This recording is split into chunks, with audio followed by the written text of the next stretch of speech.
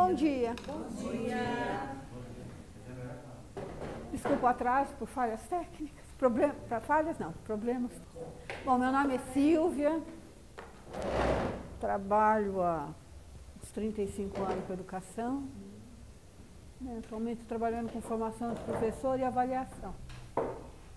Mas isso aos pouquinhos a gente vai se conhecendo, né? Não vim aqui para fazer o currículo. Então vamos ao Zabala. Olha, já vou preparar o coraçãozinho de vocês. É um texto com muitos detalhes. Então eu escrevi mesmo alguns, assim, listei, não só para fixar, mas para poder não esquecer de nenhum e você não esquecerem, né? Ficar um pouco mais memorativo, vamos dizer. Qualquer coisa, se a Pedrina quiser, eu deixo a cópia aqui para vocês do material, né? Agora, eu coloquei, fazendo uma observação importante. Não posso vir para trás, né? Desculpa. Não estou acostumada com isso. Adoro rodar a sala, gente, adoro ver vocês, perguntar para vocês. Mas, por uma questão técnica, eu vou me comportar, tá? Qualquer coisa, fala, volta, Silvia, volta para cá. É melhor você fazer as marcas, que nem faz no teatro. Eu pus super sintético aqui, tá? O importante é o que eu vou falar. Isso daqui é só para uma forma de fixar melhor, né, o que eu estou falando. Mas só ler isto não resolve, tá? É super hiper sintético. No começo até que não, mas depois eu vou enxugando o máximo que eu posso. Só vou colocando as palavras-chave para eu não esquecer a sequência, porque tem tantas sequências aqui que é complicado. Bom, primeiramente, nós vamos falar de competências, né? É um ensino baseado em competências. É isso que o Zabala e a Laia, né? São dois professores lá da Espanha, que trabalham a questão das competências. Assim como César Coll trabalha avaliação, vocês já ouviram falar no Coll, mas é da mesma linha. Enfim, da mesma linhagem, todos eles. É um grupo que pensa dessa forma, tá? Dessa forma que eu vou expor. Estou indo muito para... Ai, tem que botar um giz aqui, que eu esqueço. Agora eu reenquadrei. Tá bom. Bom, a gente conhece muito esse termo e ele se origina na competência ligada ao mundo do trabalho, que ele vai falar que é o mundo laboral, né? E a gente vê mesmo, né, assim, ainda hoje, né, ele é usado na escola, mas é usado muito no mundo do trabalho. Se o funcionário é competente ou não, aí tem as várias competências. Aliás, no concurso aparece a descrição do cargo, o que vocês têm que fazer, o o cargo que vocês vão prestar está exigindo, está solicitando de vocês, né? Praticamente aquilo são as competências que vocês têm para desenvolver o cargo, tá? O Zabala está falando mais em termos de capacidade de resolver problemas em qualquer situação. Na verdade, isso também está ligado ao mundo do trabalho. E agora ele está ligando essa questão à escola também. Então, ele vai falar, esta acepção, esta competência voltada para resolver problemas em qualquer... Ela está ligada à escola que prepare para ser capaz de agir de forma eficiente diante dos problemas com os quais o indivíduo se depara na vida. Deixa eu só fazer uma ressalva assim. Tem uma série de questões aqui que eu discordo, tá? Mas eu não vou discutir uma com uma com vocês, senão a gente não acaba o curso.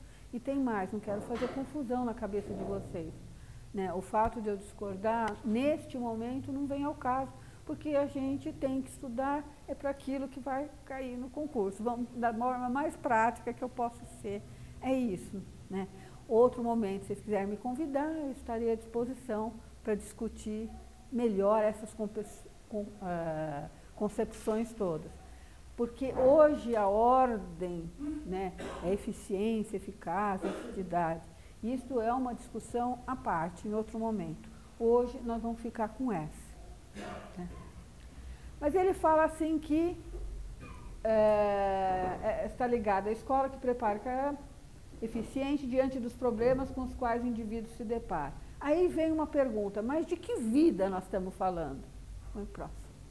Qual que é o... Eu faço assim quando for o próximo? Da vida profissional, tá? Com funcionários eficientes, mas submissos, acríticos.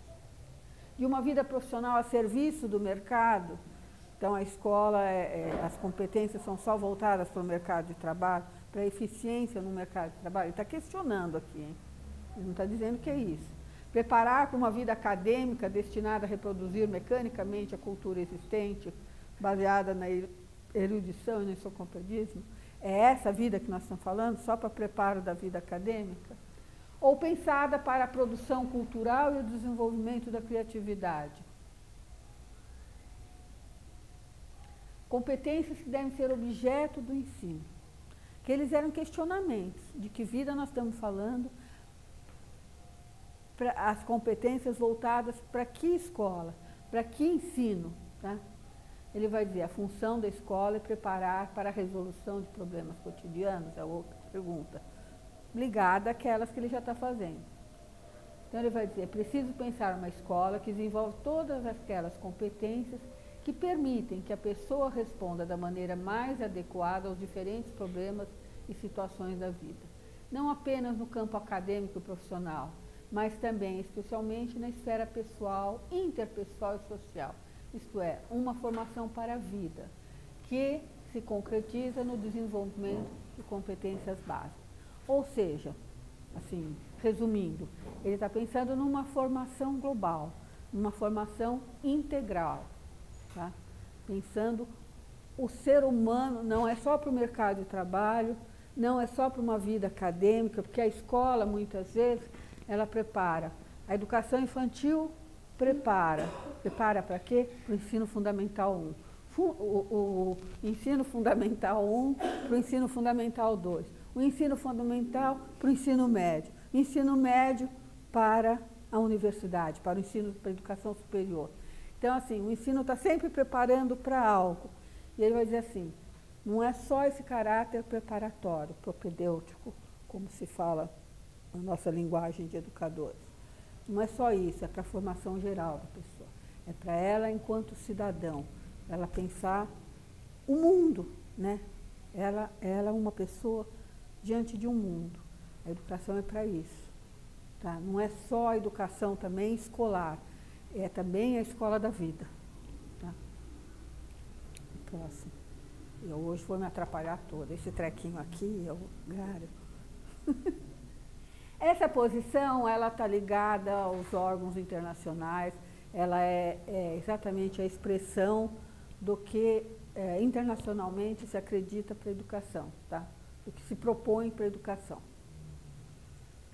que é ligada à formação integral dos alunos.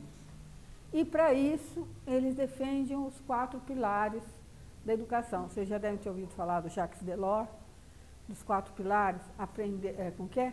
É saber, saber fazer, saber ser, saber conviver, né? Saber ser, saber fazer é o aprender a aprender, né? Na verdade, traduzindo. Até o final eu consigo lembrar que é assim. Formação integral versus formação propedêutica, aquilo que eu falei para vocês. Estamos sempre se preparando a formação integral, né? A formação para a vida, todos os seus aspectos, né? Para a pessoa enquanto cidadão. E a formação propedêutica é essa que eu falo, que é sempre preparando para alguma coisa, né? Isso que é propedêutica, de preparação. Na verdade, essa discussão toda remete a um debate de uma escola que instrua para uma escola que eduque, né? Instrua no sentido de uma escola tradicional, preocupada com conteúdos, né? E uma educação que eduque. Aí uma escola que eduque no sentido da formação geral, que eduque para a vida, tá? Essa discussão, ela vem, olha, desde que eu me entendo por gente, em 1970, a gente discutia exaustivamente que escola nós queremos. Se é uma escola que passe só conteúdos, só instruções, informações, né? aqui o pessoal chama de decoreba, né, de memorização, ou uma escola que não desfaça a importância de conteúdos, mas que também eduque, que pense numa formação geral para o indivíduo. Tá? Aqui, por um lado, a escola tradicional, que prioriza a função institucional e propedêutica, por outro lado, uma escola que prioriza a formação integral dos alunos.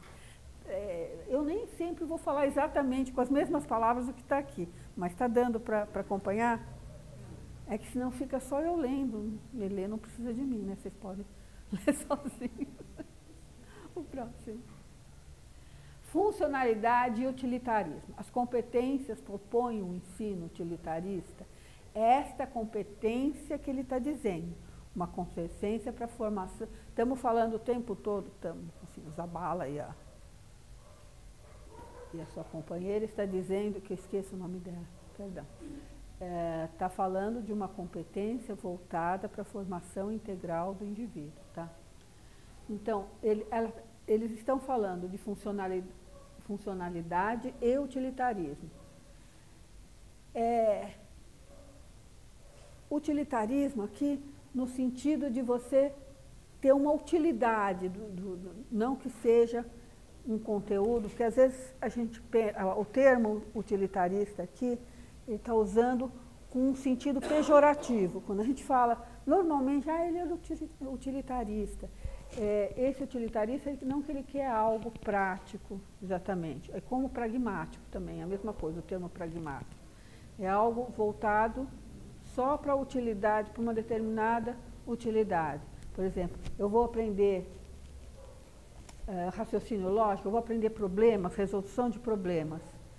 É só para fazer as 4 operações, né, é algo útil, né, utilitário, só para resolver problemas e esses problemas chegarem à vida cotidiana, ou é para desenvolver um raciocínio lógico, ele pensar, desenvolver um raciocínio que possa ser útil para a vida dele como um todo, inclusive para a vida familiar, para a vida pessoal. Raciocínio lógico é algo muito mais amplo do que ele está destinado apenas para fazer contas que vão servir para o mundo do trabalho ou para alguma atuação que ele tem específica. Não. Ele tá questionando essa visão utilitarista, tá? Que a competência não está ligada a essa visão utilitarista. Vamos ver, a partir de uma visão propedêutica instrucional, do ensino instrucional no sentido de só instruir, só conteúdos, tá? Questiona-se que sua finalidade educacional seja o desenvolvimento de competências para a vida por considerá-la utilitarista. Utilitarista no sentido pejorativo mesmo. A partir de uma função do ensino baseada na formação integral da pessoa, o termo mais apropriado para expressar o caráter das competências é funcionalidade. Então, ele vai lidar aqui com o termo funcionalidade quando ele estiver falando dessa competência no sentido da formação geral, da formação integral do indivíduo. Tudo bem? Porque vai aparecer o termo propedêutico, instrucional, conteudista, várias vezes. E ele vai se contrapor a esse termo usando funcionalidade, tá? Para falar de uma formação integral. Tudo bem até aqui? Ah, você já tinha? Você já tinha virado, né? Porque já estava no finalzinho, só podia ser isso. Quando falamos de funcionalidade, entende-se que o que conhecemos ou sabemos fazer nos permite desfrutar, interpretar, intervir, agir, fazer relações, fazer reflexões, tá? É o oposto de saber por saber. Então, ele tem uma crítica que o ensino instrucional, a pessoa memoriza, decora, mas não tem um entendimento, né? É a diferença entre aprender e apreender. São duas palavras muito parecidas, mas que têm sentidos muito diferentes. Eu aprendo, eu memorizo. Eu apreendo quando eu agarro o conhecimento, quando eu consigo digerir e pensar sobre aquilo, eu consigo extrapolar, né? Eu saio da memorização e tenho uma reflexão, aprendo conceitos, então eu apreendo aquilo que eu estou recebendo enquanto instrução. O que não significa aqui, pelo amor de Deus, que a memorização não é importante, hein? Não estou fazendo um discurso aqui que ou reflete, constrói o conhecimento, ou memoriza, não. Para construir o conhecimento, para aprender, também é importante a memorização. O que seria dos meninos na alfabetização se eles não memorizassem o nome das letras e soubessem desenhar o nome das letras, né?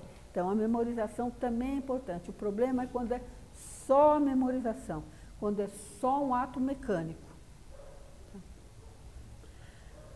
Assim, por exemplo, graças à funcionalidade da filosofia, é possível levantar as principais questões da vida. Digam. Ó, levantem questões a hora que vocês quiserem, tá? Fiquem super à vontade. Eu estou dentro das 4 linhas aqui, só fazendo uma piadinha. Saber, do mesmo modo, desfrutar de uma obra artística. Então, o aprender me permite filosofar, por exemplo. O aprender não permite. Definição, as competências, o processo de atuação competente. Eu estou falando aqui da definição de competência do Zabala, tá? Que ele vai dizer que são competências. Diferente da definição de competência para um mundo de trabalho, por exemplo. Tá? Esse competente para um mundo do trabalho. A competência consistirá na interpretação eficaz em diferentes áreas da vida, por meio de ações nas quais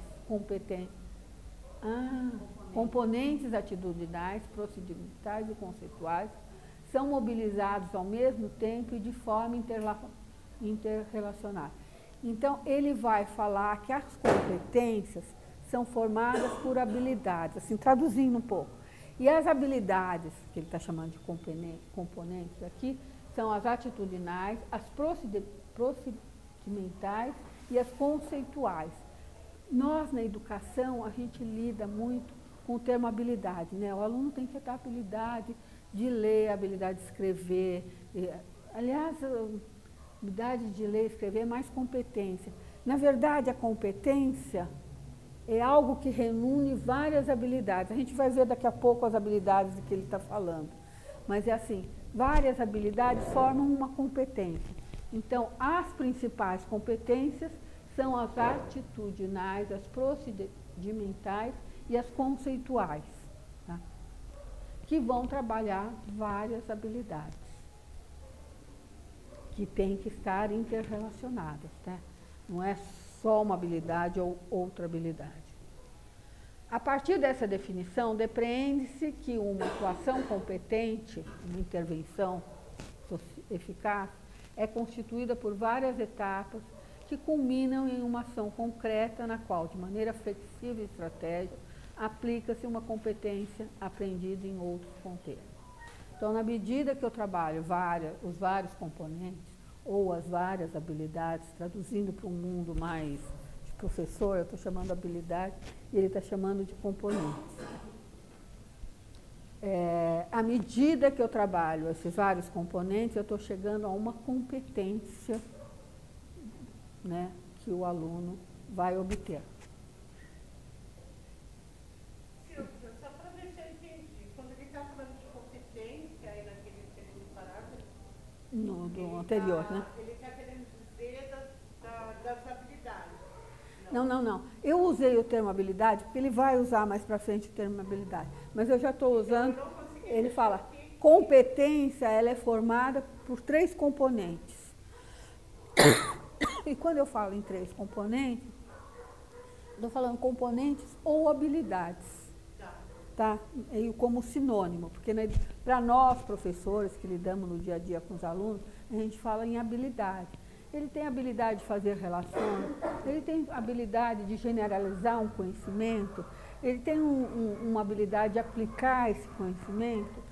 E essas habilidades todas vão formar uma competência ligada à funcionalidade, Os componentes atitudinais, procedimentais e conceituais. Esses componentes são feitos de várias habilidades. Então, se eu montar uma chave, eu vou botar as competências. Eu vou lá, quais são as principais competências que o aluno tem que adquirir no seu processo de ensino? As competências atitudinais, procedimentais e conceituais. Dentro desses componentes que formam a competência, nós vamos ter várias habilidades. Então, faz uma arvorezinha assim. É que eu não tenho uma caneta, mas acho que deu para, com a mãozinha, deu para... Deu? Tá bom. Faz. Assim, a gente trabalha várias habilidades no processo do aluno para ele gerar uma competência. As competências Isso no nosso ter... Por isso que quando a gente monta nossos planos de aula, a gente monta com base em habilidades para a gente transferir uma competência para o aluno. Isso. Só que ele está pegando essas competências e falando assim, olha, dentro dessas habilidades, ele tá criando classificações para essas habilidades. Tá?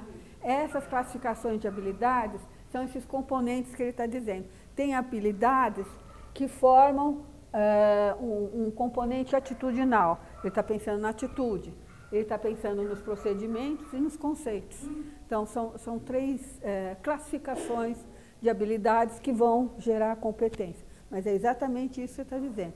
A gente só pula, normalmente, não classifica essas habilidades para chegar na competência. E ele está classificando em componentes atitudinais, procedimentais e conceituais. Só isso. Tá? Esses componentes é a gente que usa, né? Se é atitudinal, procedimental, isso. No nosso planejamento, a gente vai falar, bom, agora eu quero desenvolver tais habilidades que são atitudinais. Agora eu vou organizar as habilidades que são procedimentais.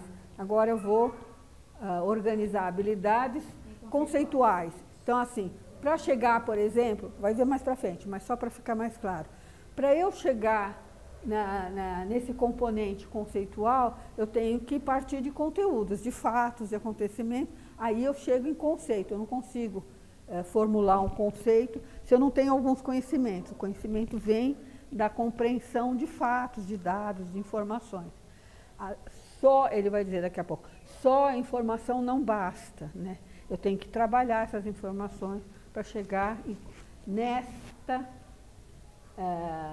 vamos dizer, num conjunto de habilidades que formam o componente conceitual. Entendi. Tudo bem mesmo? Sim. Então tá. A partir dessa definição daqui, né, de competência e seus componentes, que são formados por habilidades, tá? Competência, né, os tipos de habilidade, que são essas, a competência dele, que são formados por componentes atitudinais, né, que são formados por habilidades. Tá? É como se os componentes fossem um subgrupo das habilidades. Tá? A partir dessa definição daqui, depreende-se que uma atuação competente é constituída por várias etapas que culminam em uma ação concreta, na qual, de maneira flexível e estratégica, aplica-se uma competência aprendida em outros contextos. Então, se eu tenho uma atuação competente, né, que foi feita a partir da aquisição de habilidades, que gerou habilidades que estão postas num desses componentes, que eu posso não só aplicar numa situação concreta que eu estou hoje desenvolvendo, como pode ser transportado para outras atividades, para outras ações também concretas. Tá? Isso é a importância da competência. Então, eu sou competente aqui, eu tenho que reunir esses componentes com várias habilidades, transportar para outras situações também. Não pode ser só daquela atividade, aí em outra ação eu vou criar outras competências, outras habilidades. Não, elas têm que ser, por exemplo, a leitura e escrita. Eu tenho que dar em várias situações, né? A leitura e escrita não vai se dar só num componente, né? Num tipo de competência. Essa competência se dá, vamos dizer, na vida inteira, na verdade, do sujeito. Estou conseguindo fazer as relações devidas? Tá. Eu estou meio que traduzindo e fazendo relações para o nosso universo que a gente está acostumado a lidar, tá? E que ele está denominando só de uma forma diferente, mas que nós já trabalhamos de outra forma.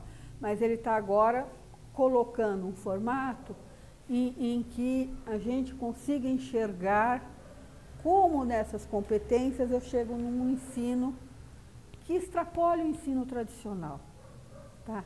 Ele está fazendo uma proposta de ensino que se afaste do ensino tradicional, que não fique só na memorização, mas que tenha um nível de compreensão muito maior, de compreensão e de domínio do conhecimento de uma forma mais efetiva, que não dependa só da memória.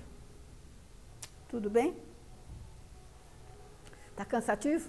Não. Toda atuação competente começa com uma situação-problema, que exige uma intervenção para resolver essa situação-problema.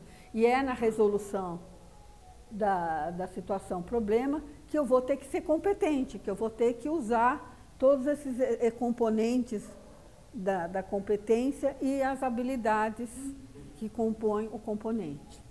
Tá? Para isso será necessário analisar a situação em toda a sua complexidade, uma vez que seu alcance seja compreendido, selecionar o esquema de atuação mais adequado. Então, assim, tenho várias habilidades a ser trabalhadas, né, no ensino, tenho vários componentes atitudinais, procedimentais, conceituais, né, mas naquela situação problema, eu tenho que escolher o que é necessário para resolver essa situação. Não é que eu vou usar tudo. Fazendo uma relação muito esdrúxula, quando eu falo da interdisciplinaridade, né? Muitos de nós, pelo menos, não vou dizer todos, mas eu fiz isso no começo, quando trabalhei a interdisciplinaridade. Tem que estar todas as disciplinas para poder a gente ter a interdisciplinaridade. Não, é as disciplinas que são necessárias para trabalhar aquele conteúdo de forma interdisciplinar. Aqui também são todas as habilidades e todos os componentes, né, atitudinais, que são necessários para resolver essa situação-problema. Ok? Senão a gente vai, daqui a pouco, tomar muito cuidado com essa metodologia toda, para a gente não colocar um engessamento, né, da gente não ficar tarefeiro. O próximo passo será aplicar o esquema de atuação selecionado, né, o que eu vou selecionar de habilidades, de componentes, composto por um conjunto integrado de conhecimentos, habilidades e atitudes. Ele já está começando a falar em habilidades, daqui a pouco ele destrincha melhor a habilidade. Então, o que são esses componentes? Que, na verdade, já adiantei um pouquinho para vocês, né? São conhecimentos, procedimentos e atitudes, aqueles que nós já estamos falando desde o começo, né? Então, o conhecimento, ele está separando, diferenciando fato, né, conteúdo, vamos dizer, está chamando fato conteúdo, tá? De conceito, né? Conceito é mais do que uma informação, né? Conceito é uma compreensão, né, que advém de informações, de fatos, né, de conteúdos. Os conceitos são conteúdos de aprendizagem de natureza abstrata, que precisam ser compreendidos. Eu não tenho um conceito se eu não compreendo, tá? Por exemplo, o conceito de romantismo, e vários outros conhecimentos, né? Conceitos, aliás. Procedimentos. Os conteúdos procedimentais consistem, eu tenho uma dificuldade de falar algumas palavras, consistem em um conjunto de ações ordenadas, finalizadas, isto é, direcionadas para a consecução de um objetivo. Por exemplo, a redação de uma carta, a construção de um mural. Então, o que é procedimento? É como eu vou chegar lá. Quais as ações, qual procedimento eu tenho para chegar no objetivo que eu estou definindo. Tá? Atitudes. Os conteúdos atitudinais incluem valor, atitude, norma. Eles são princípios, condutas e padrões de comportamento. Esses conteúdos são formados por componentes cognitivos, afetivos e comportamentais. Exemplos de atitudes são a solidariedade, o respeito por outra cultura. Uma forma bastante objetiva de falar isso é você perceber as atitudes que os professores levam em sala de aula, né? Eles são bons exemplos para os alunos aprenderem, né, o que são componentes atitudinais, né?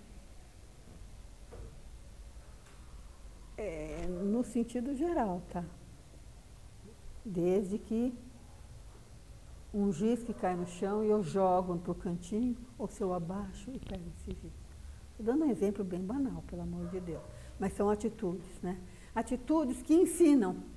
As atitudes ensinam, hein? Então, competência compreende um conjunto essencial de 3 componentes, que é o que a gente já disse, né? Já tem visto, conceituais, procedimentais, atitudinais. Nós vamos ver no nosso percurso todo hoje os tais 3 componentes, tá? Articulado, esses componentes tornam o estudante competente. Então, quando eu trabalho esses 3, para eu ser competente, eu tenho que trabalhar esses 3 componentes, tá? Eu tenho que trabalhar as atitudes, os conceitos, os procedimentos. Tudo bem? Nessa perspectiva, entende-se o ensino de competências como um modelo possibilitador de uma formação integral. Então, eu sou competente na medida em que eu trabalho esses componentes e é isso que vai me levar a uma educação integral. É trabalhando a competência a partir desses componentes que eu chego a uma educação integral. Ao abranger os diversos aspectos da formação, apresenta uma alternativa, aqui a concordância não está boa, apresenta uma alternativa que a gente vai fazendo cortes, reconstruindo a ideia e acontecem essas falhas. Uma alternativa ao modelo tradicional. Então, essa proposta de trabalhar a competência é uma alternativa ao modelo tradicional, que a gente falou agora há pouco, né? Que ele faz uma separação, né? Esta proposta é para não cair numa educação tradicional, que é centrada numa perspectiva de transmissão do conhecimento e onde sobrevaloriza os aspectos conceituais do saber. Não é que nega, ele sobrevaloriza. Ele está dizendo que a escola tradicional está centrada em conteúdo, né? Em conceitos, e trabalha pouco as atitudes, os procedimentos. Porque o que ensinar é uma coisa, que é o conteúdo. O que eu vou ensinar? Frações. Como eu vou ensinar é procedimento. E muitas vezes o ensino tradicional só trabalha o que ensinar, mas não trabalha o como ensinar e não trabalha as atitudes também.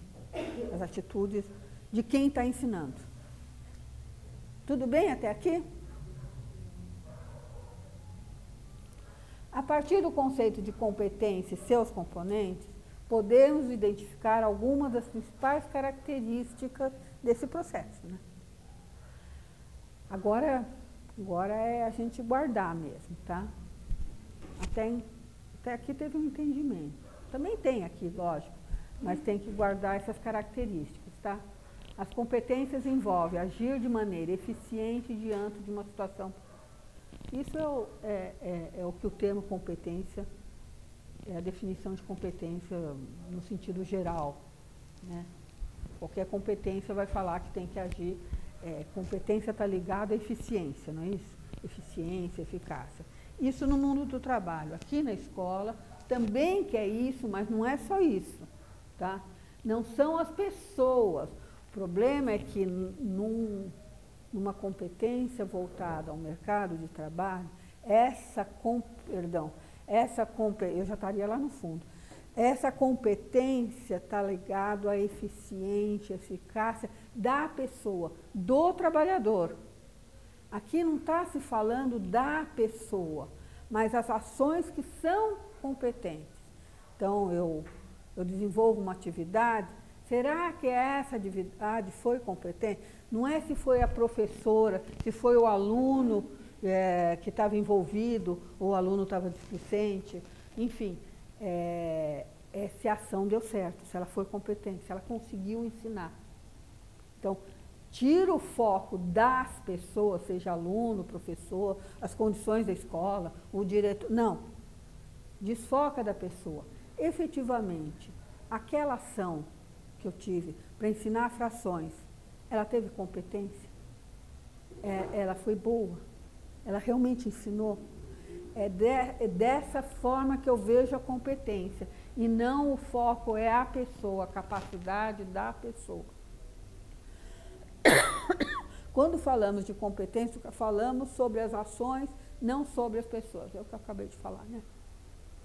A razão é que a competência sempre implica uma ação que é única, já que uma pessoa pode realizar a mesma ação com mais ou menos eficiência. Então, eu estou analisando a ação. E um professor pode ensinar de um jeito, outro professor vai ensinar de outro jeito. As ações deles, diferentes, chega a uma competência de ensinar aquilo que está sendo proposto? Percebe? É a ação que é analisada, nunca a pessoa. Até porque cada pessoa faz de uma forma diferente, né? Ou próxima, parecida, mas não é a mesma, igualzinha. As competências estão situadas em um contínuo, né? Entre tudo e nada. Então, eu posso desenvolver bastante, um aluno, ao aprender determinado conhecimento, ele pode aprender um pouquinho, isso que fala de situada num contínuo. Tem uma graduação, os alunos vão obter o conhecimento, vão aprender de formas diferentes, um pouquinho, outro mais, isso que fala que é de forma contínua, né? Que é tudo e nada, né? Não se aprende sempre de uma forma só e um tanto de conhecimentos todos obtêm, né? Por isso que ele fala entre tudo e nada, porque é um leque, né? É um espaço. É quase que, depois nós vamos falar um pouco da zona proximal do desenvolvimento, que eu acho que vocês já viram. Tem alguma bibliografia que vai falar de psicologia? Isso, Vygotsky, exatamente. Né? Deve ter na bibliografia, né? Eu analisei, mas não lembro exatamente de todos. Não caiu? É que, em geral, todo concurso pede, né? Piaget, Vygotsky e Vallon. Bom, as competências não contínuas, existem graus de competência, pois a intervenção, na realidade, serão mais ou menos bem-sucedidas e efetivas. Veja, na realidade, serão mais ou bem... não por conta do professor ser competente ou não. Aí é da interação, né? Do professor com o aluno e com o conteúdo. Tem conteúdo que é grego, não é isso? Tem conteúdo, eu mesma leio algumas coisas e falo assim, o que esse homem está falando? Gente de Deus, né? Porque eu me lembro de um professor, quando eu dava aula de EJA, que ele fala assim, olha, eu vou pedir tua ajuda, porque eu sou engenheiro. Ele fala assim, e agora eu tenho que dar esse homem, esse Paulo Freire, que é filósofo, eu não entendo nada dessa área de filosofia, eu não sei ler isso, dá para você explicar o que esse homem maluco está falando? Eu falei, tá, vamos, porque as áreas do conhecimento trazem formas diferentes de se expressar. Então, não depende só do professor e do aluno, depende também do objeto em estudo e da forma de ser. Um texto de psicologia me dá 10 vezes mais trabalho do que um texto de filosofia. Né? Filosofia eu leio rapidinho, psicologia às vezes eu tenho que encatar a primeira, a segunda, a terceira, na quarta eu estou... Então, existem graus de competência, pois as intervenções, na realidade, serão mais ou menos bem efetivas, dependendo do grau de aprendizagem de seus componentes e do domínio dos procedimentos correspondentes à ação competente. analisar, selecionar, aplicar, essas são habilidades, né? Tudo bem até aqui? Eu não sei em que pedaço, em que prancha, tá? 14, estou na metade. Que horas são? Desculpa, eu tenho que perguntar para eu saber se eu posso... 11:02. Dá para continuar nesse ritmo, né? Mais uma hora. A aprendizagem das competências. Para poder estabelecer os métodos de ensino mais apropriados ao desenvolvimento de competência, é primeiro recorrer ao conhecimento existente sobre como as pessoas aprendem. E aqui é um nó, não é? Se a gente tivesse essa fórmula mágica de como os alunos aprendem, nossa, né? Porque tem muita essa coisa, não sei se vocês aprenderam, Emília Ferreira, o tal do pré-silábico, é legal, atinge uma série de alunos, mas não atinge todos, né? Não é só o aluno nem sempre percorre esse caminho pré-silábico, silábico, só alfabético, nem sempre. A gente brinca que a construção do conhecimento é em rede, né? Não é por etapas, né? As pessoas constroem de formas diferentes, usam caminhos diferentes, né? Não é só uma forma. E depende muito também em que estágio, assim, o que ela já tem de conhecimento, né?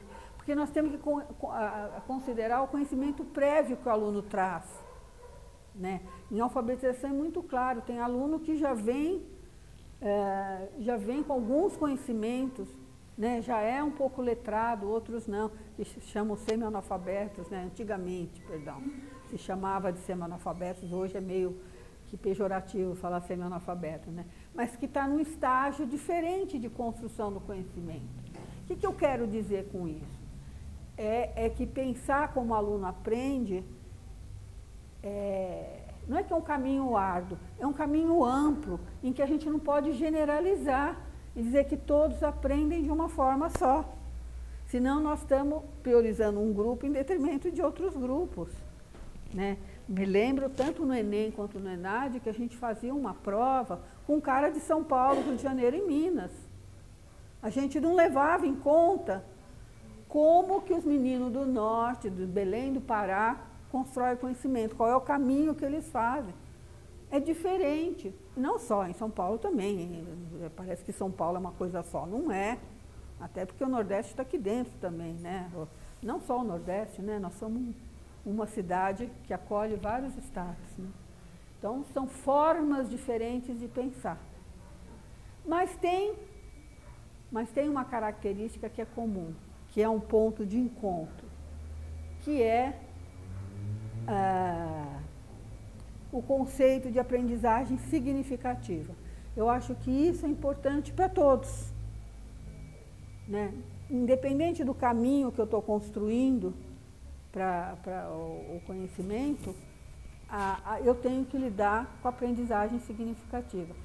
Se eu procurar, se eu caminhar na direção de uma aprendizagem significativa, se eu levar em consideração que a aprendizagem significativa ela é importante, né? Não só eu chegar e transmitir conhecimento. Pego o meu livrinho e leio. Agora é mais caricatura, mas acontecia isso, principalmente na universidade. O professor pegava o livrinho e lia na sala de aula e não explicava. Entre só ler e depois explicar, ok, mas ele só lia, tudo bem, prova daqui a 2 aulas. Leiam também o capítulo 2 e 3, além desse. Então, era uma coisa do ensino tradicional que só depositava o conhecimento e não se importava de ter significado para o aluno, de partir daquilo que o motiva, daquilo que é significativo para o aluno, né? É nisso que ele está centrando força, né? Em dizer que a característica que une as várias formas de aprender é o conceito de aprendizagem significativa. Nós temos que, para isso, o que nós temos que ter? assim, só saindo um tiquinho do texto. Ele vai falar disso, mas de uma forma mais estruturadinha. Para ter uma aprendizagem significativa, do que eu preciso?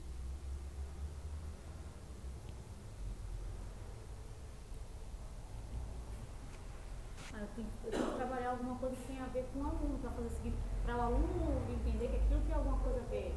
Tem um sentido em aprender aquilo. E para isso, o que eu preciso? Para saber isso, o que eu preciso? Fala. Conhecer o aluno. Preciso conhecer o repertório dele. Preciso conhecer o conhecimento que ele traz, que a gente chama de conhecimentos prévios, né? Preciso estudar a realidade dele, preciso ouvir o aluno, preciso saber o que ele traz, o que motiva esse aluno, o que é importante para esse aluno, né? É isso que forma uma aprendizagem significativa.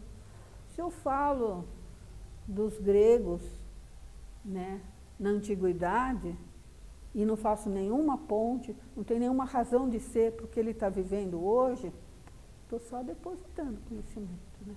Porque no momento que ele fala, não é significativo. Se eu não contextualizo e mostro um porquê que eu estou ensinando aquilo, para o aluno vai ser um conteúdo só memorizativo. Tudo bem? O conceito é desenvolvido como um contraponto à aprendizagem mecânica. Tudo bem? É isso que eu falei até agora, traduzindo, sintetizando. Condições que propiciam a aprendizagem significativa. Aí ele faz uma lista mesmo, literalmente uma lista de algumas ações, né, que têm que ser desenvolvidas para se chegar a uma aprendizagem significativa. Algumas nós já falamos aqui, né? Então, apresentar novos conteúdos a partir de seu significado e funcionalidade, né? Eu tenho que ensinar, mesmo que seja algo novo, que ainda não tenha ponte com o que ele já sabe, Piaget diria, não tem esquema assimilador, eu preciso da significância.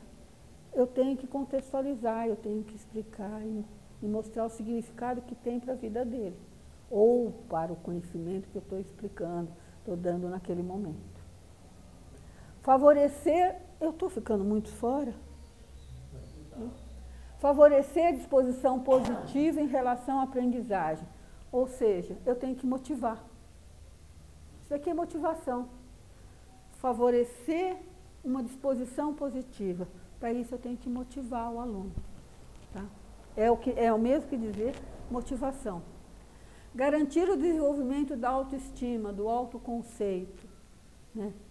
Isso em todos os momentos, até numa relação entre nós, né? Nós temos que, entre nós, desenvolver, né, a autoestima. É isso que leva a autonomia do aluno, né? Trabalhar a autoestima.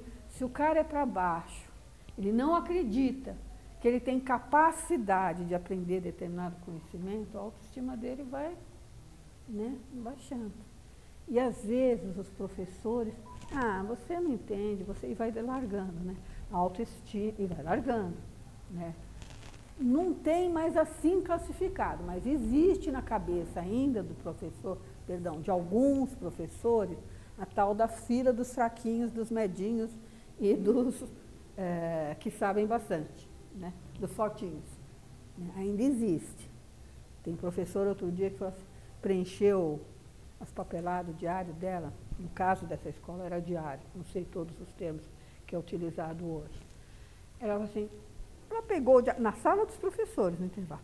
Esse daqui vai passar, esse daqui não passa, esse daqui... Eu falei, nossa, eles já foram seus alunos, né? Não, minha filha, dou aula há 10 anos. 2 dias de aula eu já sei todo mundo, o que sabe, o que não sabe, o que vai passar, o que tem capacidade ou não tem capacidade. Eu não estou falando em 1970, em 1900 pedrinha. Estou falando em 2023. Ela sabe tudo do aluno, né? Então, ela vai largar os fraquinhos E a autoestima deles vai indo para o beleléu. Sabe quando eles vão ter autonomia para aprender o tal dos 4 pilares lá do Jacques Delors? Aprender a aprender? Não, ele vai ficar dependendo de memorizar o textinho que a professora vai dar. Partir dos esquemas de conhecimentos prévios, já falamos, né? Temos que valorizar o conhecimento que os alunos trazem. Sem tanto preconceito, hein? Aliás, sem tanto não, sem preconceito. Tanto foi só um jeito suave de falar, mas sem preconceito, né? Entendendo que aquilo que ele sabe, muitas vezes faz sentido, tem lógica e é conhecimento considerado verdadeiro. É que a gente não conhece muitos conhecimentos. A gente não sabe como ele construiu o conhecimento. Por isso a gente acha que não é conhecimento válido. Tá? Então, tomar cuidado com isso. A gente acha que sabe tudo, né? A gente vai lá no nosso caderninho do professor, né? Tem o caderninho do aluno e do professor, né? Aí vem a situação, problema, aí vem a resolução. Aí o aluno vem, você dá o problema para ele resolver, o aluno resolve de outra forma.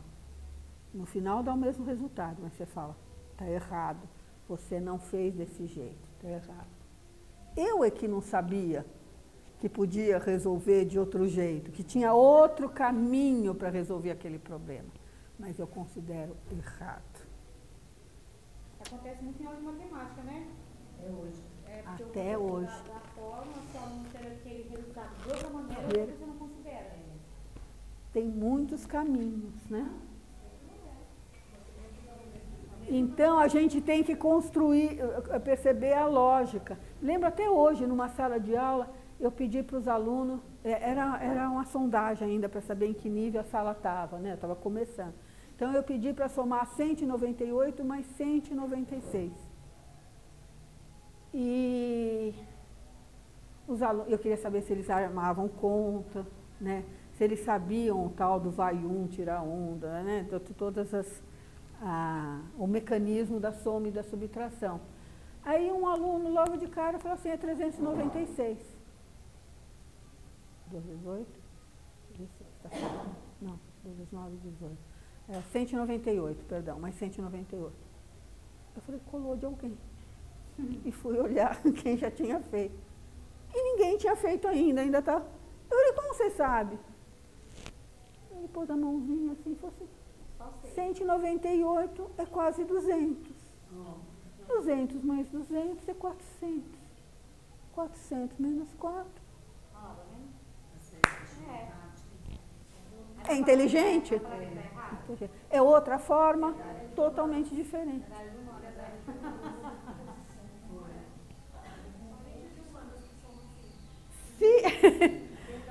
Se não partir do conhecimento dele, da lógica dele, dos esquemas assimiladores dele, pensando no Piaget, no Vygotsky, eu rotulo os meus alunos. Eu vou dizer quem passa e quem não passa como professor.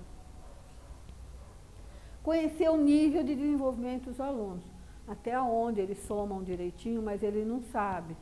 No 198 mais 198, no começo, na unidade, 8 mais 8 é 16, esse vai um é uma dezena que está indo, não é um umzinho, né?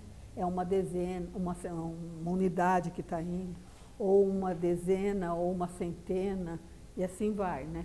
Então, eu tenho que ver, conhecer o nível de desenvolvimento, até onde, o nível de compreensão, o quanto ele está desenvolvido, tá? Promover atividades que estejam localizadas na zona do proximal, esse Z, é que não cabia aqui, eu não queria ir para outra linha, tá?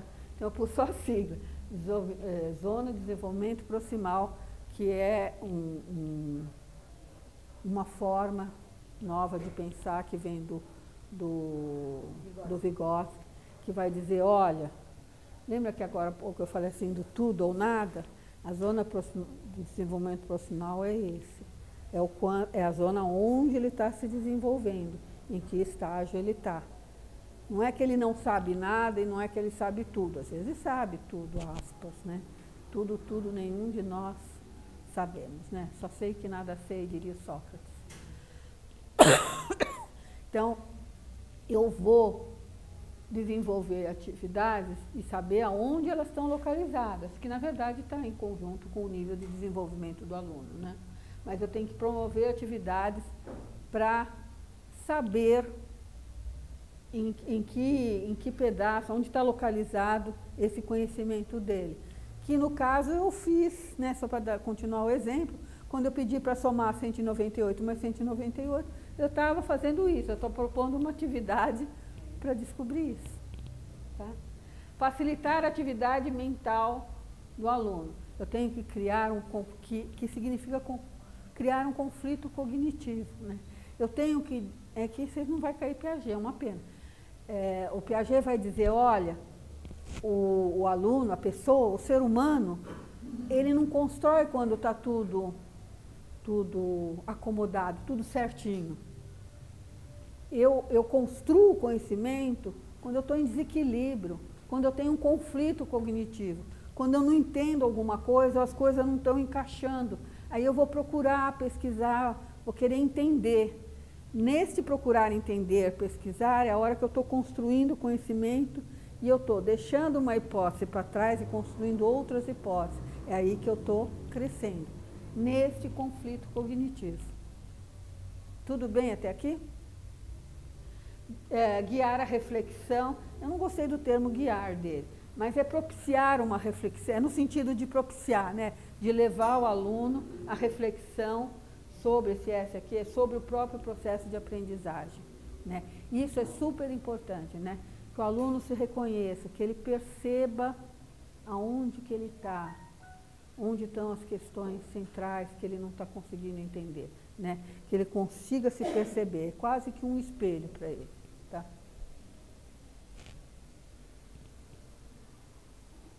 Como são aprendidos fatos, conceitos, procedimentos e atitudes? Estou colocando aqui separado fatos e conhecimentos, mas é quando ele falou do fatos e conceitos, conhecimento, procedimentos e atitudes, tudo bem? Só separei. Aprendizagem de fatos acontece por meio de atividades de memorização e repetição verbal.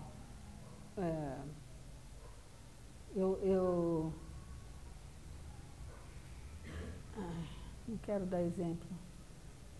Tá. Eu sei que a proclamação da República se deu em 1889, é isso, né?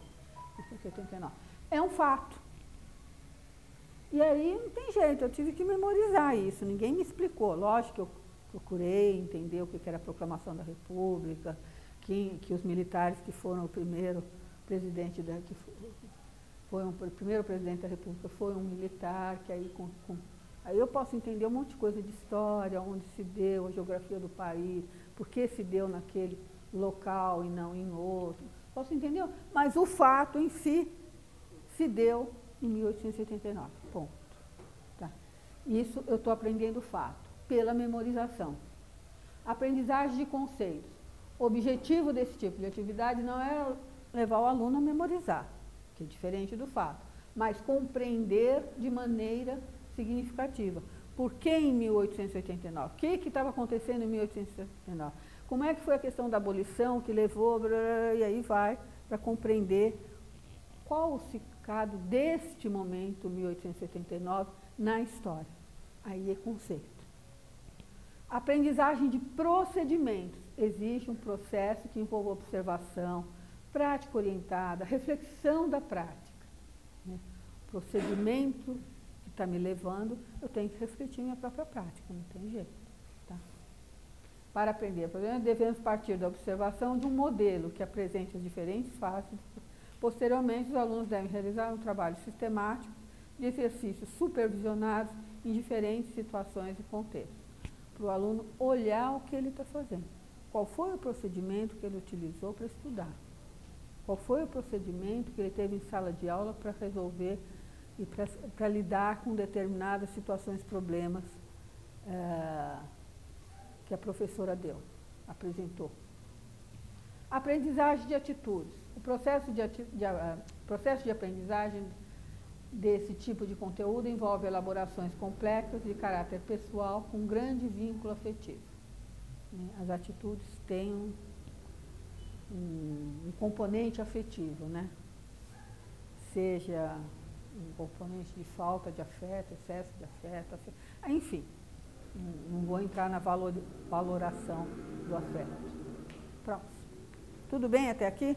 Na verdade, ele, para levantar várias características de definir o que é competência, ele vai repetindo questões, né? Porque está tudo ligado aos componentes da competência. Mas existem questões a serem levantadas diferentes, que levam sempre a falar de determinadas questões postas. Você pode rodar a próxima slide, por favor? Porque Próximo ou anterior? Não, anterior. Porque se cai assim na prova lá, para a gente identificar, se eles colocam uma atividade... O que está trabalhando, né? O que é trabalhar? É procedimental, é conceitual ou atitudinal? Aí, por exemplo, no conceitual, se eles colocassem uma atividade, seria o conceito de uma situação. Algo que leve à compreensão de um conhecimento. Aí, se for procedimental, é um tipo de atividade que eles fariam.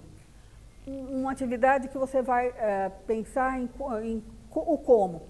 Tá. Pensa no fato como o que, né? O aprendizagem de conceito, o que,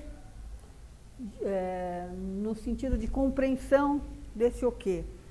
O aprendizagem de procedimento, é o como ele fez, os procedimentos que ele utilizou, tá?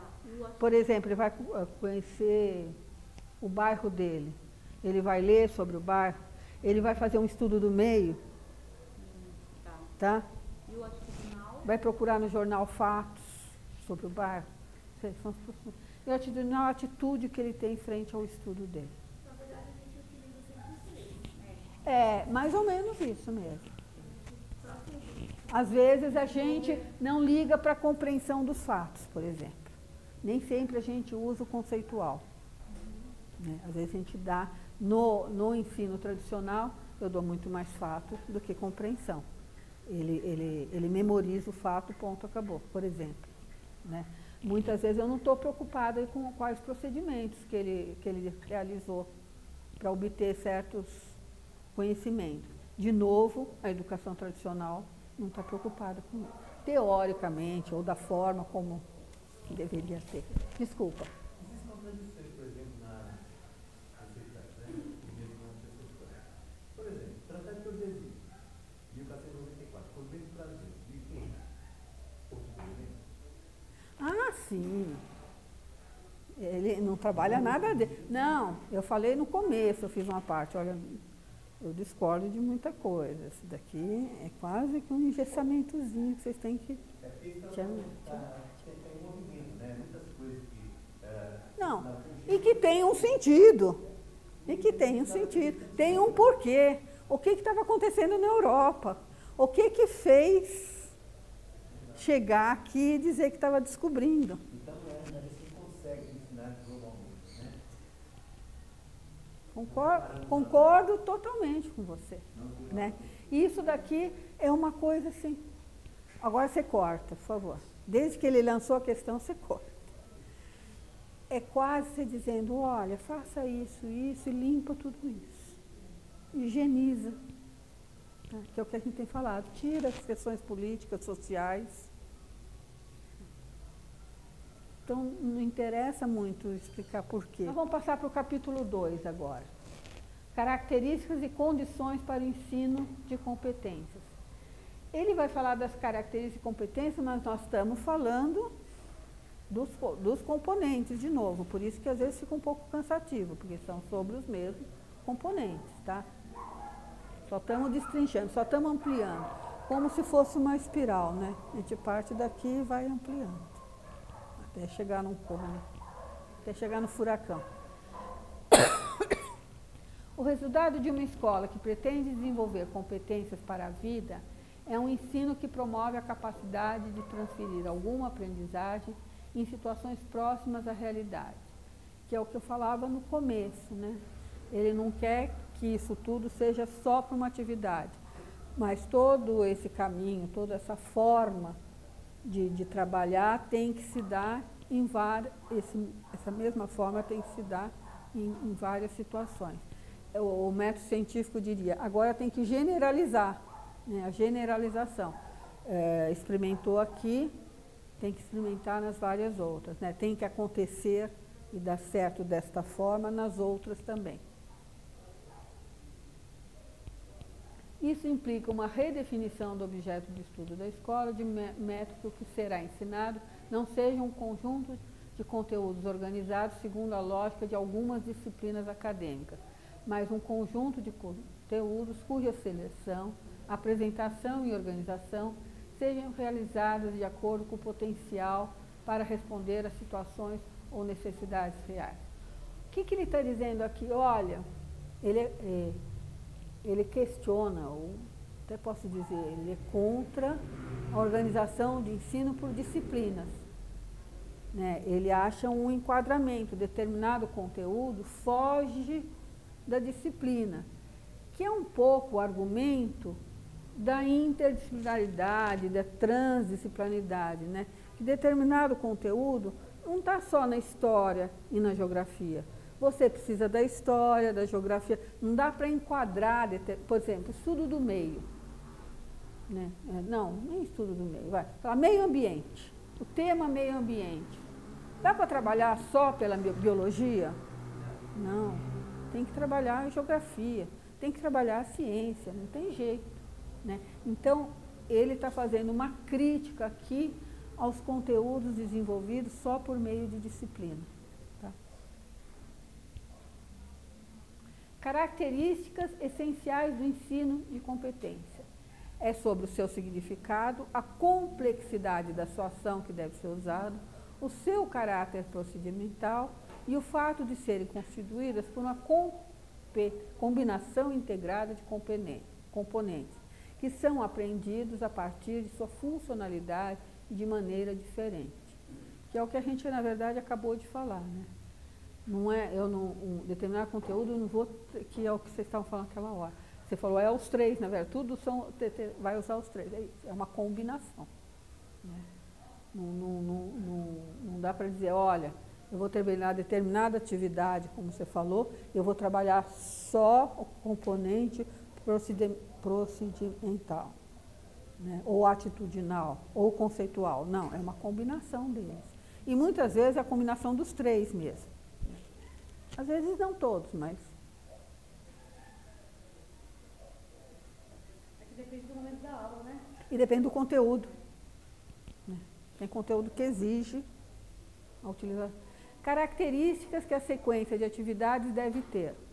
E não tem jeito, né? Nós vamos ter que ler mesmo todos e não tem nem muito o que explicar, né? Nós temos que pensar nessa sequência, tá? Determinação do conhecimento prévio de cada aluno, é o primeiro passo, tá? O primeiro passo é conhecer o que ele sabe.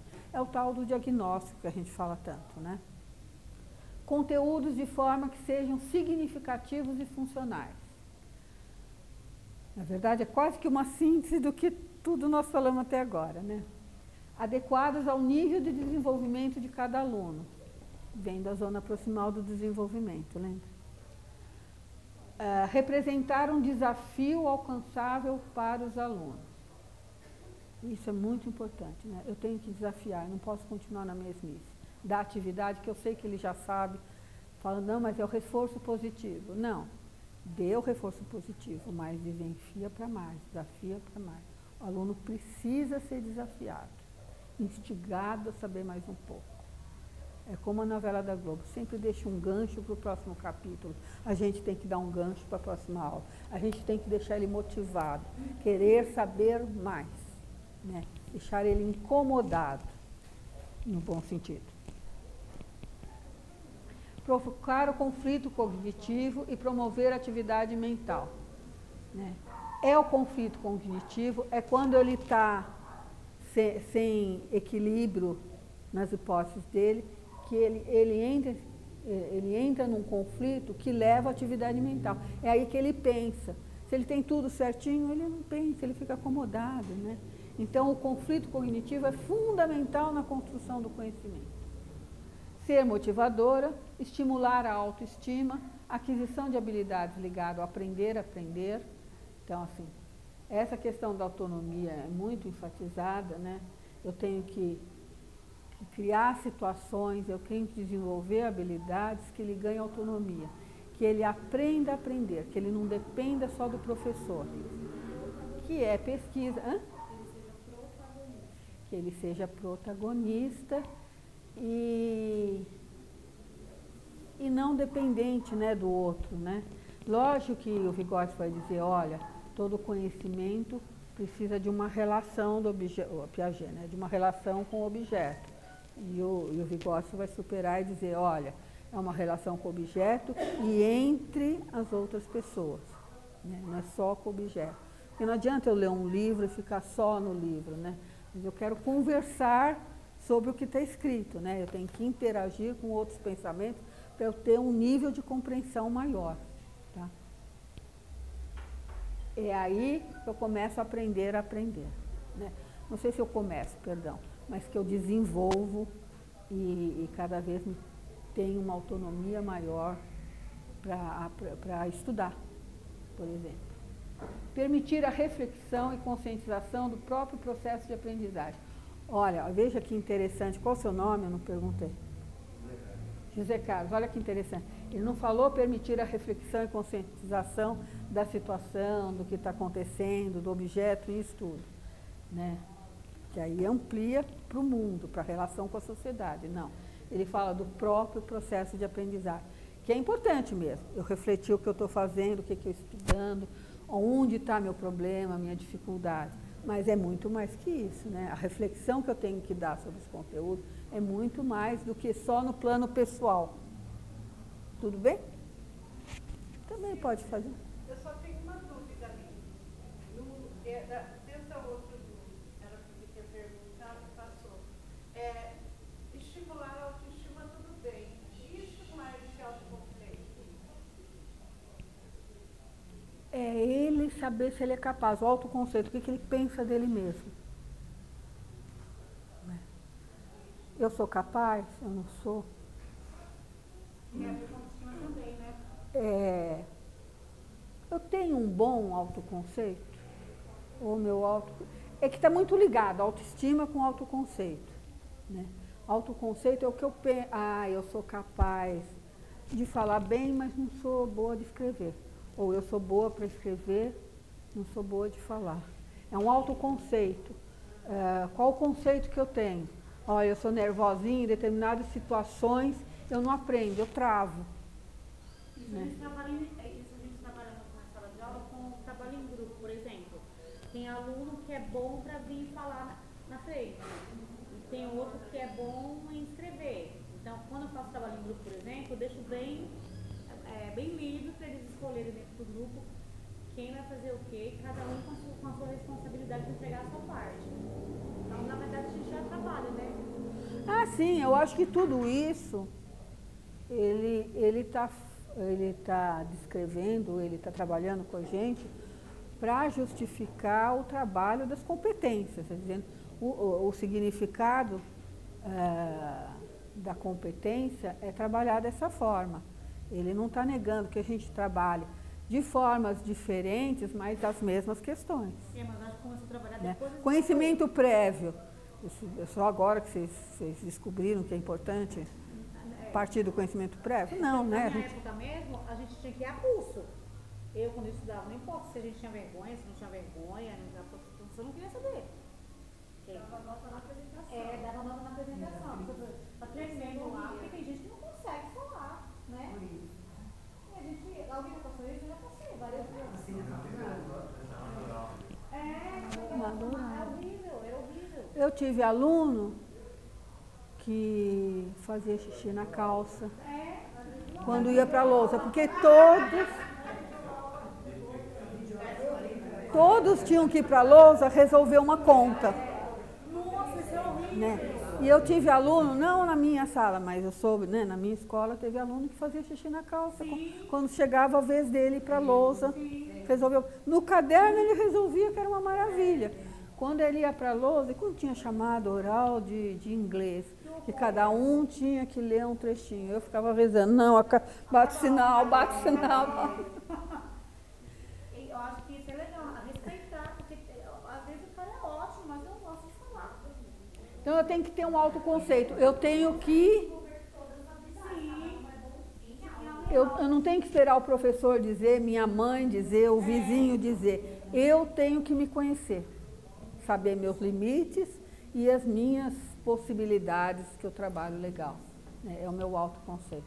A autoestima é se, de repente, esse autoconceito é rebaixado por professor, a minha autoestima também, né? Eu passo a não gostar de mim mesmo.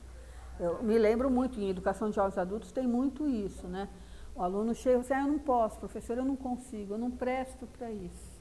Mas quem disse? Não, já quando eu ia para a escola, os professores já diziam que eu não sei, que eu não vou aprender. Eu tive uma professora de matemática que falou, olha, Silvia, eu gosto muito de matemática, né? Eu fazia tudo rapidinho, eu e um grupinho, né? Falou, olha, Silvia, você não vai se dar bem na vida, porque o homem não gosta de professora de matemática. Porque professor de matemática assusta, porque a pessoa sabe pensar. Pô, ela quase que me abalou, mas eu consegui dar risada. Não na frente dela, porque naquele tempo, ai de mim, se desse risada na frente do professor. Eu só não conhecia a palmatória, mas simbolicamente eu conhecia o que era. Próximo. Tem um parêntese que é legal. Acho que, bom, eu gravei uma boa parte dos professores aqui, das videoaulas. E isso mostra muito isso que a senhora acabou de falar. Entre a dificuldade de fazer uma coisa, a hora de que tem que ir na lousa, resolver a questão. Não dá Então, conta, assim, né? era algo relativamente simples, era dar uma aula, era só dar uma aula. Quer dizer, só entre aspas, né? Era dar uma aula. Mas o dar uma aula, sendo filmado e avaliado, né? Quando a supervisora ia assistir uma aula da gente, vocês já pegaram isso? Supervisora ir na sala da aula da gente? A gente preparava, fazia. Na aula a gente ia, que é uma maravilha. Quando o supervisor ia, as pernas tremiam. Teve uma vez que eu já tinha 15 anos de sala de aula, nunca vou esquecer, no Colégio Santa Cruz. Orlando falou, amanhã você... E nós éramos super amigos, amanhã eu vou assistir sua aula, pronto. Me desequilibrou. Saiu da minha segurança. Eu vou ser olhada, eu vou ser avaliada. O termo avaliação tem um peso, né?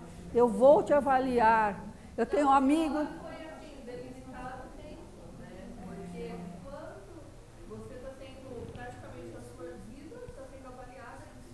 Naquele momento.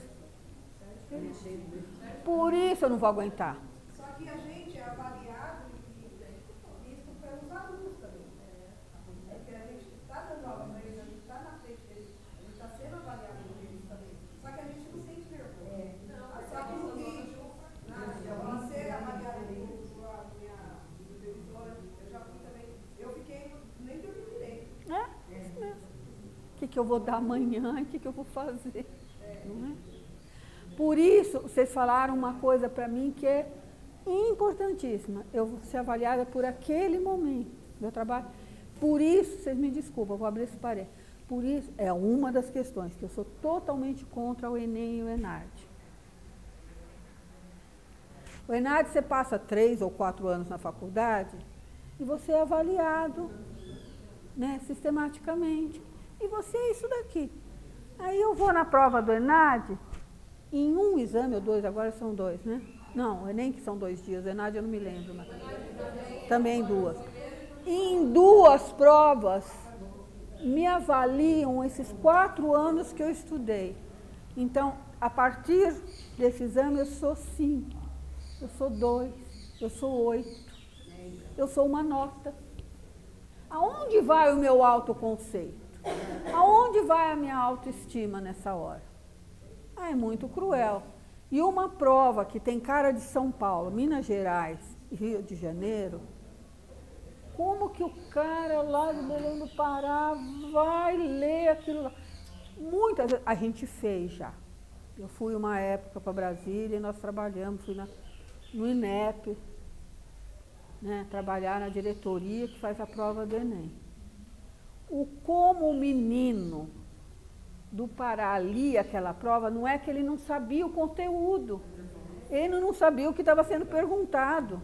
E não era falta de interpretação de texto, que muitas vezes é falta do cara compreender, é falta de saber interpretar um texto. No caso deles não é, porque não era essa linguagem, não era essa forma de organizar o conhecimento, e aí ele tinha maior dificuldade de responder a questão. Tem conhecimentos que têm que ser únicos? Tem, é verdade. Eu acho que o Brasil inteiro tem que saber somar, dividir, multiplicar, mas, às vezes, a forma de colocar o problema, né, na prova atrapalha todo o desenvolvimento da prova, né? Pega essa prova, essa videoaula, em 5 minutos. Agora, de acordo com a disciplina, você vai... Eu peguei, por exemplo, filosofia, eu peguei todos os temas, todas as habilidades, tive que gravar uma por uma para ver se ela teve. E nenhuma deu tempo. Aí tive que cortar, quer dizer, ficou uma péssima aula, você faz o que. Aí você não considera o conhecimento que tem que desenvolver. Porque cada área de conhecimento é diferente, gente. Uma coisa é uma aula de matemática, de biologia, das ciências exatas, né? Outra coisa é da área de humanas. Outra coisa é da exatas, humanas e biológicas, né? São diferentes, gente.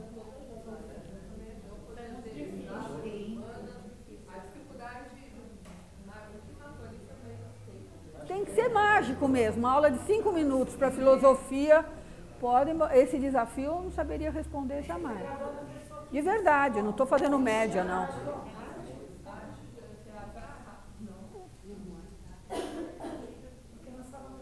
Digo o que é isso, uma pedra? Por que uma pedra?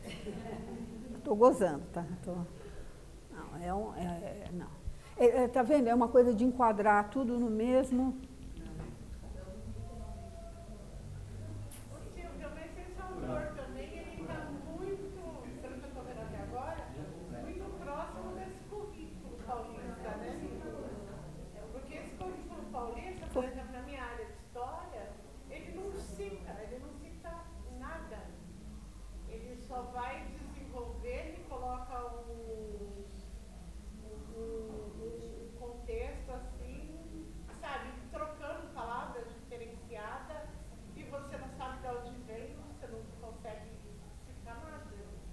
Ele responde bem a lógica dos BNCCs, né? Sim. Da BNCC, melhor dizendo. É feminino. Da BNCC. A coisa não é à toa. Corta também. Corta também. Corta tudo. Ele não está ouvindo. Mas essa coisa de não citação é intencional? É lógico que é. Não precisa conhecer isso. Você não precisa ter o conceito, você tem que memorizar. E desse jeito. Exatamente. E desse jeito. Gente, me desculpa. Quanto mais burrinho, melhor, né? Então vamos, vai. Falei demais, já posso ir embora, né?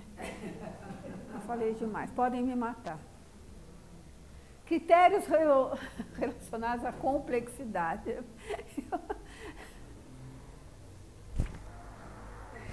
Se é complexo, como que eu vou colocar a complexidade numa caixinha, né? Mas vamos lá, né?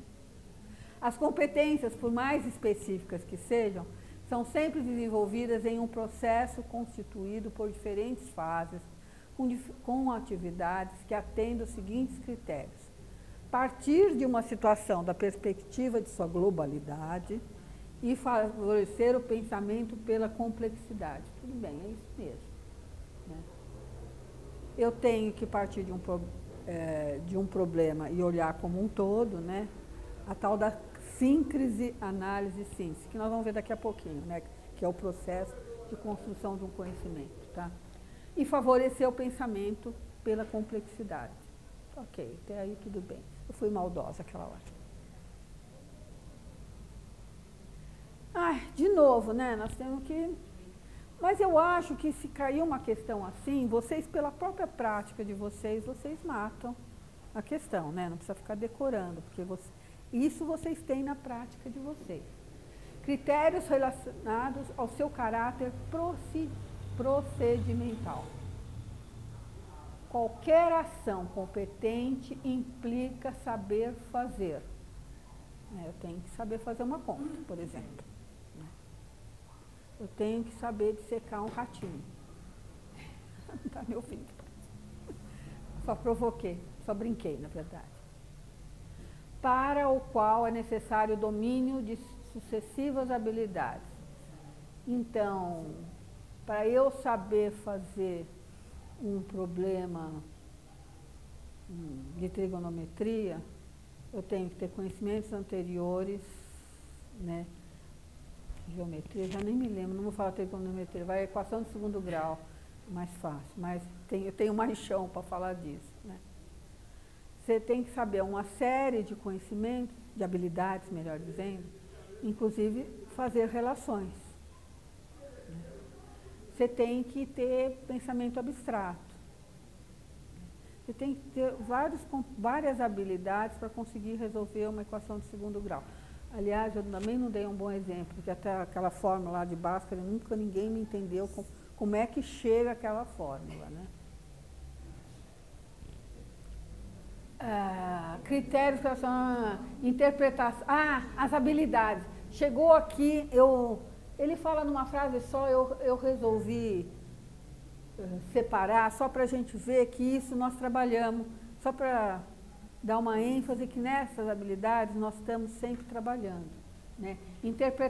Ou digam alguma que vocês não trabalham. Tá? Interpretação e compreensão. Identificação do problema. Reconhecimento das informações. Revisão dos diferentes esquemas de atuação. Análise das informações. Avaliação das variáveis reais. Aplicação do esquema de atuação. Então, ele vai dizer que para uma ação competente, eu tenho que desenvolver essas habilidades. Essas habilidades têm que estar postas principalmente no componente conceituais. Tem que estar postas nos vários componentes, mas principalmente na construção de um conhecimento que seria o componente, lembra dos componentes? Conceituais, atitudinais, como que é? Procedimentais. Na sequência de ensino-aprendizagem, as atividades devem partir de situações significativas e funcionais. Na verdade, ele já disse isso de outra forma, em outra classificação, né? Apresentar os modelos de desenvolvimento do conteúdo de aprendizagem. Ser ajustadas a uma sequência clara e em ordem que siga um processo gradual. Isso daí eu tenho alguns questionamentos. Que na verdade, às vezes acha que isso gradual, assim, tem que primeiro fazer isso, é o tal dos pré-requisitos, né? Para poder fazer a multiplicação, eu tenho que saber primeiro a soma, né? Para trabalhar a fração, primeiro eu tenho que ter a soma, a multiplicação, a divisão e a multiplicação, para depois entender fração. Não é bem assim, né? Essa sequência e ordem clara, nem sempre é da mesma forma. Eu tenho um aluno que sabia multiplicar e não sabia dividir. Eu tinha aluno que sabia multiplicar, mas não tinha clara a soma. Isso era mais difícil. Mas, enfim, não sabia fração, até porque é uma coisa prática, né? Tem que pôr 1/4 de farinha de trigo, 2 xícaras de açúcar, enfim. Fração é uma boa ideia, pizza, né? Enfim, não necessariamente eu tenho que saber multiplicar e dividir. Aliás, quando eu fui aprender estatística na faculdade, o pessoal começou a tirar 2, 3, ninguém. Daí o professor foi fazer uma avaliação do que estava acontecendo. Qual era o grande problema? Eles não sabiam divisão por 2 algarismos. Então, não necessariamente uma coisa vem antes de outra. Essa coisa de sequência clara, mas tudo bem, ele tá ponderando que é assim, então vamos aceitar. Oferecer auxílio de diferentes níveis e prática orientada. Incluir trabalho independente. Ele acha que na medida em que eu trabalho essa sequência de atividade, é bom eu ter alguns trabalhos independentes, não precisa ser só os ligados àquele conteúdo. Pode ser algumas coisas que venham complementar o que já está sendo, o que está sendo visto, melhor dizendo. Tudo bem até aqui? Deixa eu pôr a mãozinha, fiz assim. Critérios relacionados ao fato de serem constituídas por uma combinação integrada de componentes, né? Não trabalho um componente só, eu trabalho a integração desses componentes. Aqui ele vai dizer, olha, os conteúdos... Bom, vamos lá, vai. O processo de uma atuação competente implica o domínio de alguns componentes, conteúdos de diferentes tipologias. Ele está dizendo, professor, né, eu tenho que conhecer, eu tenho que saber, né? Eu tenho que dominar os componentes. Não posso dar aula sem dominar os componentes conceituais, procedimentais e atitudinais, tá? E os vários conteúdos que levam a essa tipologia. Um caráter prévio à aplicação estratégica, coisa que todos nós sabemos, né? Nós temos que dominar, traduzindo, nós temos que dominar o conteúdo antes da aula. Na forma de ele falar, em cima dos componentes que levam à competência, tá? Necessário que sejam realizadas atividades de ensino adequadas a essas características, sim. Minhas atividades têm que levar ao desenvolvimento desses componentes, tá? Quais são? Então, assim para os conteúdos factuais, os conteúdos, né? A chave será usar exercício de repetição e, dependendo, usar organizações significativas e associações. Então, para fatos, não tem jeito, eu tenho que usar exercício que vai memorizar e eu tenho que repetir. Por exemplo, eu não decorei tabuada, minha mãe e a professora exatamente não fizeram eu decorar a tabuada, tipo assim, sabe, eu me lembro do meu irmão mais velho, ele ia andando assim na sala, falando 2 vezes 2, 4, 2 vezes 3, 6, blá, blá, blá, blá, blá, blá. Eu já 3 anos depois, eu não precisava fazer isso, mas a professora dava tantos problemas, ou tantas continhas, que eu memorizei fazendo as continhas. Minha mãe me deu um lápis com a tabuada, então eu consultava. No final eu sabia, né?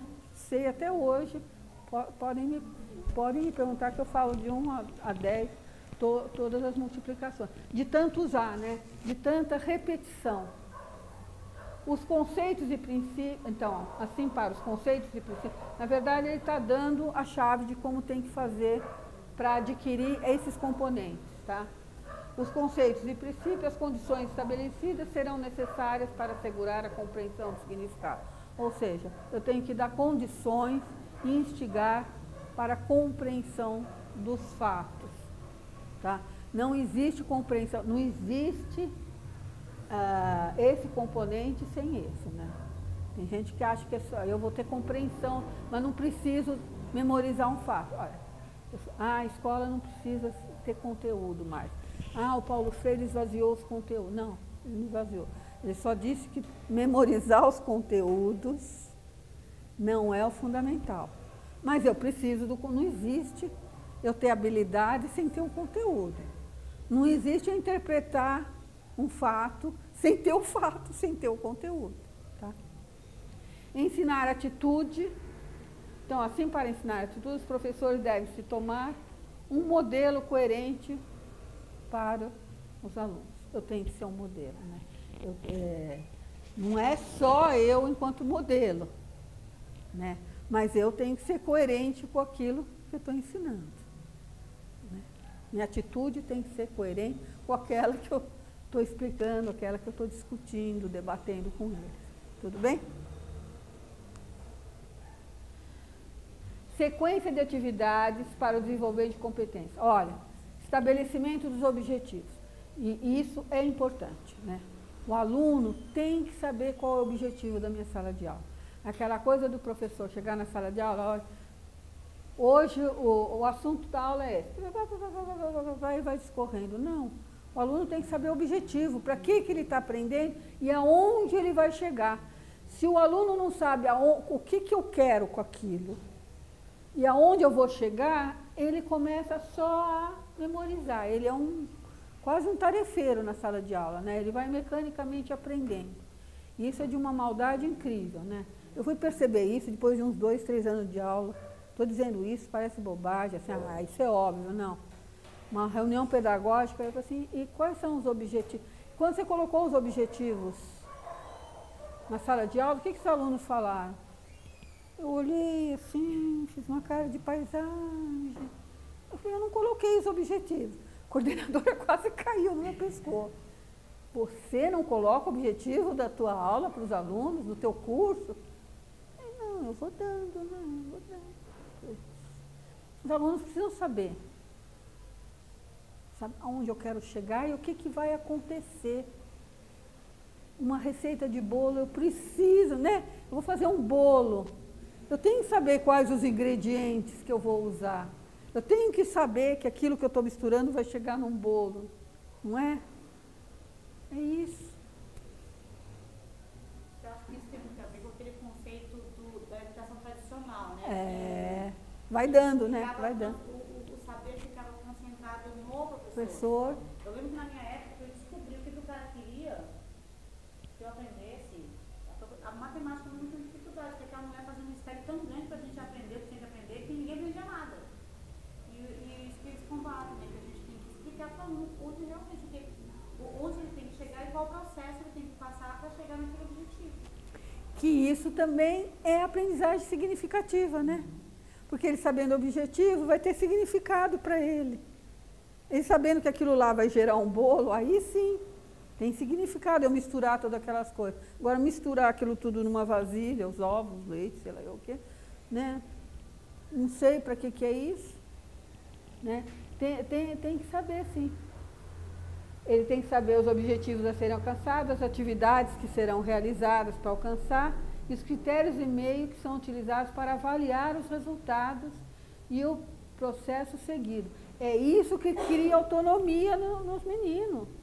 Ele tem que saber como ser avaliado, como eles vão ser avaliados. Vocês têm que saber o critério de avaliação que vai ser utilizado na prova dissertativa ou na aula que vocês vão dar. Tem que saber. Senão fica na cabeça do professor e cada um corrige ao seu bel prazer. Agora eu vou correr, que os objetivos realmente... A função dessas atividades é levar os alunos a entenderem o que espera deles e os meios que serão utilizados para avaliar o trabalho realizado, levando-os a aprender a aprender. Se eu sei isso, eu estou criando autonomia. Eu estou aprendendo a aprender.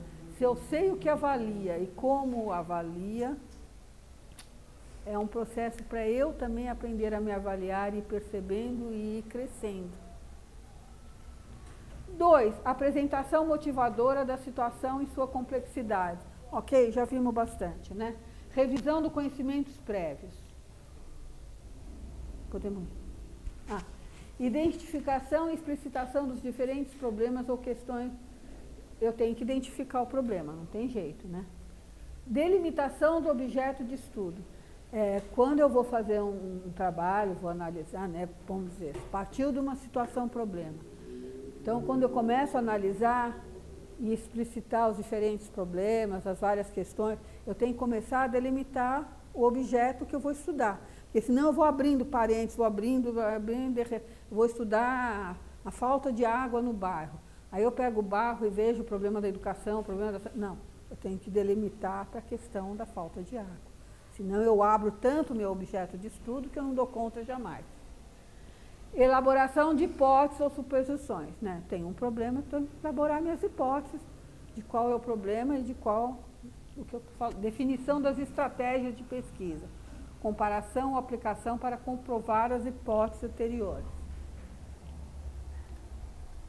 Próximo. Realização da pesquisa. Ok, eu fiz toda essa preparação e agora eu vou realmente realizar a pesquisa. Vou em campo ou vou fazer uma sondagem, enfim, um questionário e fazer perguntas, né? Fazer entrevistas. É a coleta de informações, é quando eu coleto as informações. Nesse ponto da sequência, as atividades serão relacionadas à aquisição de conhecimento factual. Então, até aqui foi para adquirir o conhecimento, as informações, a compreensão e principalmente a aprendizagem dos diferentes procedimentos envolvidos, das estratégias de pesquisa e experimentação e das vivências que ajudarão a moldar as atitudes em áreas de competência muito diferentes. Bem, então depois da realização eu tenho que selecionar os dados relevantes. Bom, eu fiz a pesquisa, ou eu fui em campo, ou fiz a entrevista, e depois eu tenho que, lendo tudo isso, analisando tudo isso, eu tenho que selecionar quais são os dados que são relevantes para poder conduzir às conclusões, né, a comparar minhas hipóteses com aquilo que eu obtive e construir o produto final. Então, seleção dos dados em relação à situação-problema e comprovação das hipóteses iniciais. Comunicação do processo seguido das informações. É importante, a partir do momento que eu faço a seleção dos dados relevantes de tudo que apresentar para o grupo. Senão fica comigo mesmo e com o professor. Para o grupo poder analisar aquela situação, problema de verdade, eu tenho que partilhar, eu tenho que socializar esses dados para poder ter a discussão. Senão, eu fico reduzida à minha interpretação. Tá? Integração e visão global ampliada. Fazendo isso, eu tenho uma integração, né, dos dados e a visão global ampliada. Senão, fica só a minha visão. 12. Desculpa, próximo. Descontextualização, teorização sobre aprendizagem realizada. Trata-se de transformar o concreto em um conhecimento generalizável, abstrato, que permita a transferência em qualquer ocasião que situações semelhantes ocorram. Descontextualizar, assim, sai desse contexto e eu posso aplicar em outros contextos. Essa é uma fase da pesquisa do método científico que eu vou pesquisando, eu testo as minhas hipóteses, vou realizar a pesquisa, aí eu obtenho os dados, analiso os dados, aí eu tenho que, de uma tal forma, ir analisando e concluindo, de tal forma que isso possa ser generalizado. Então, eu estudei a causa da AIDS, eu pesquisei, aconteceu, só que aí eu encontrei tal remédio, né, na pesquisa, eu formulei tal... desculpa, eu tenho que voltar para trás. Eu formulei um remédio X. Esse remédio X não pode servir só para esse paciente, né? Só para essa experiência. Eu tenho que generalizar, eu tenho que testar mais. Quando você tem dúvida de um remédio ou de uma doença, você tem que ver o N. Todo mundo perguntou assim, aconteceu isso, então tal remédio. Assim, qual foi o N na pesquisa? Ou seja, qual foi o número de pessoas testadas? É isso que é a generalização. Se o N é grande, tudo bem, você pode confiar mais naquele remédio. Agora, se ele testou em 10 pessoas e 20 pessoas, essa generalização para a medicina não serve. Então, é fundamental a generalização, tá?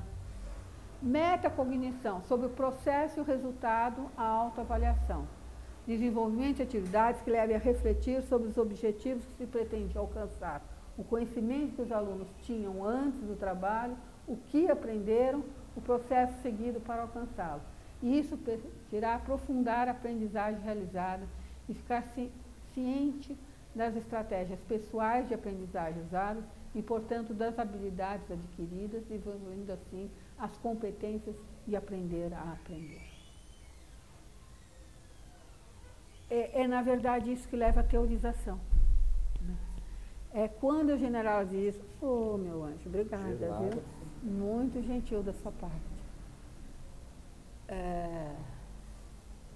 Eu teorizo na medida em que eu avalio tudo que eu fiz, né? Eu comprovo, eu estudo, eu relaciono com as hipóteses anteriores, vejo o que de fato aconteceu, né? Depois disso tudo eu vou ampliando, estudando, refletindo, aí que eu começo a teorizar, né? Aí que eu começo a levantar teses e estudar mais para iniciar uma teorização de verdade, né? Tudo bem até aqui? Avancemos. Na verdade, até aqui eu dei elementos suficientes para vocês se virarem, né, na prova. Eu só queria acrescentar, pode passar, é que ele vai se repetir. Bom, aqui é a estratégia de memorização, ele vai dizer a importância de você memorizar e exercitar.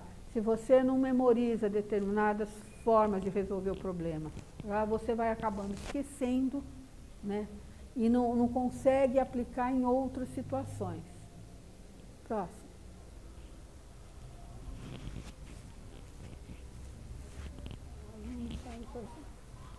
Tudo bem, isso tudo de outra forma nós falamos. Pode ir para o próximo. É que nós estamos, agora eu vou ter que...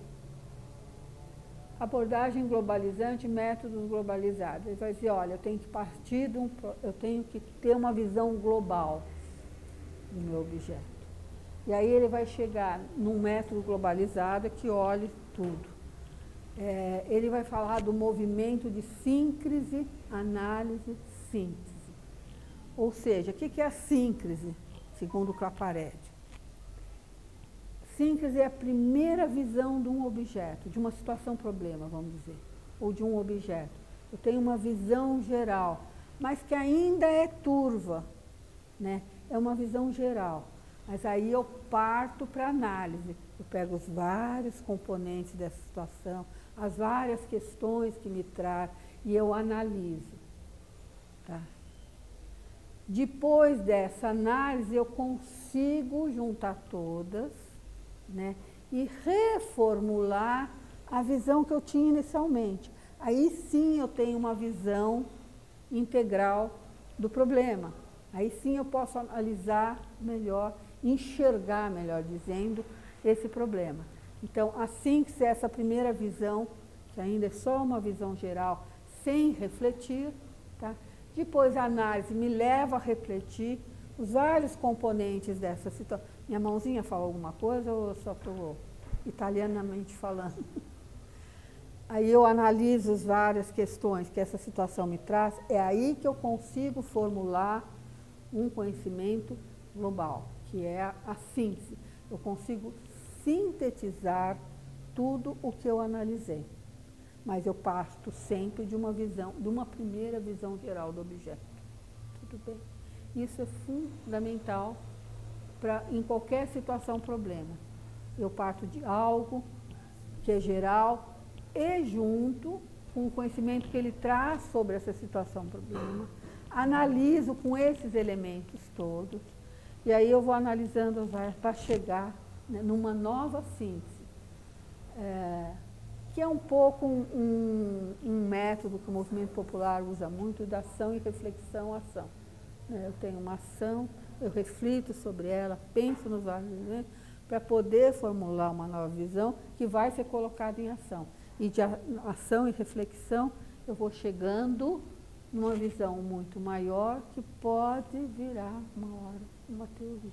Ou uma forma, melhor dizendo, teoria já é um pouco exagerado, uma forma mais analisada, mais global do conhecimento. Vou fechar por aqui, né? O próximo qual que é? Na verdade, eu já fui sequência didática e eu vou falar da síntese, análise e síntese. Eu dei uma resumida do que está aí. Mas, de qualquer forma, o conteúdo está aí para vocês lerem. Aqui, na verdade, é isso e depois? Aqui a gente só separou naquela tabelinha que a gente viu, lembra as várias características, as fases do ensino da competência, estabelecimento de objetivo, até a quinta fase, estabelecimento de objetivos, apresentação motivadora, a revisão dos conhecimentos prévios, identificação e explicitação dos diferentes problemas e definição do objeto. Isso tudo é o que a gente falou agora. Isso daí é quando a gente tem aquela visão ainda geral do problema, que é a síntese, que é usada a metadisciplinaridade. Tá? A elaboração para eu analisar, para eu entrar na fase síntese, análise e síntese, né? Na análise, elaboração de hipótese, estou analisando, né? Elaboração de hipótese, definição das estratégias de pesquisa, comparação, aplicação, realização da pesquisa em si, a seleção dos dados e a comunicação do processo. Tudo isso faz parte de uma análise, né? Onde eu vou desenvolvendo a pesquisa, né? Desde a elaboração de hipótese até a comunicação desse processo para o grupo todo, eu estou fazendo uma análise. Eu preciso comunicar para ouvir as outras pessoas e ver o que cada um encontrou para apurar, para aprofundar a minha pesquisa, para aprofundar a minha análise. E aí as outras etapas é assim, o próximo. Aí na próxima etapa nós temos a síntese, tá? Integração da visão global ampliada, a descontextualização, ou seja, poder aplicar isso em outros espaços, e a metacognição sobre o processo e o resultado de autoavaliação. E as estratégias de memorização e exercitação, ele vai dizer, não adianta eu fazer tudo isso e depois esquecer. Eu tenho que sempre voltar a essa questão para não se perder. Porque a gente esquece, né? Vê os acordos em sala de aula. Depois de um tempo, se não usar esses acordos, se não retomar, esquece. Tem coisas que se a gente não retomar, se a gente, nos próximas situações, problemas, nos próximos exercícios que vocês forem fazer com os alunos, você tem que fazer relação com esse que você já trabalhou. Isso é memorização, não precisa ficar decorando lá a situação, não. Você utiliza em outras situações que você não perde a memória, você não perde a análise que você fez. E você sabe construir isso em outras situações também. Tudo bem? É isso que a casa tem para oferecer.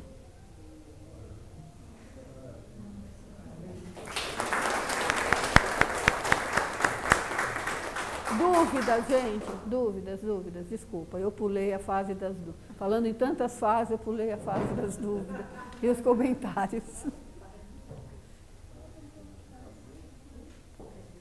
Olha, passo para a Pedrina esse material, tudo bem?